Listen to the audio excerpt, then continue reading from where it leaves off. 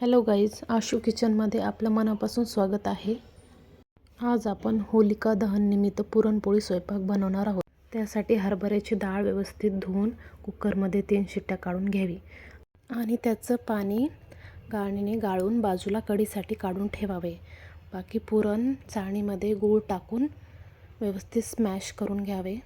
गूळ टाकल्यामुळे ते व्यवस्थित गाळणीने गाळल्या जाईल, म्हणून गूळ टाकूनच करायचं.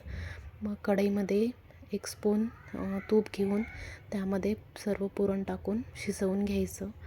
पुरण शिजल्यावर त्यामध्ये विलायची आणि जायफळ टाकून त्याला प्लेटमध्ये थंड करायसाठी बाजूला काढून ठेवावे.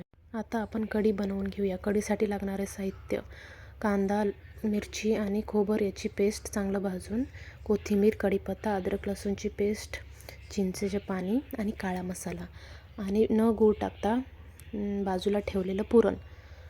आता पातेल्यामध्ये लसूण, अद्रक आणि लाल मिरची टाकून व्यवस्थित फ्राय करून त्यामध्येच मिरची पावडर टाकून थोडंसं तेलामध्ये शिजवून मग कांदा आणि खोबऱ्याची पेस्ट टाकून काळा मसाला सगळं साहित्य टाकून हळद, चिंचेचे पाणी व्यवस्थित करून आता जे आपण पुरण बाजूला काढलं होतं ते पाण्यामध्ये व्यवस्थित कालवून ते पाणी पातेल्यामध्ये शिजलेल्या मसाल्यामध्ये सोडून देऊ.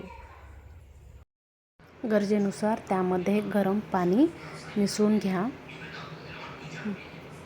मग त्याला कवर करून चांगली उकळी मारून घ्या. उकळी मारल्यानंतर कोथिंबीर टाकून आपली कढी तयार आहे. आता आपण पुरणपोळी बनवूया. त्यासाठी गव्हाचे पीठ व्यवस्थित सॉफ्ट असे मळून घ्यावे. मळल्यानंतर एक पिठाचा गोळा घेऊन त्यामध्ये पुरण व्यवस्थित भरवून त्याचा हुंडा तयार करून घ्यावा.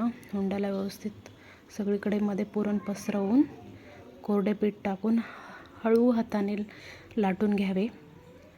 व्यवस्थित लाटून झाल्यावर तव्यावरती आपल्याला थोडंसं तूप किंवा तेल टाकून पोळी टाकावी. पोळी दोन्ही साईडने व्यवस्थित भाजून तूप लावून घ्यावे. मस्त अशी पोळी फुगते. आता आपण सर्व करून घेऊया. प्लीज तुम्हाला व्हिडिओ आवडला असेल तर लाईक, शेअर आणि सबस्क्राईब करा. सर्वांना होळीच्या खूप खूप शुभेच्छा. थँक्यू.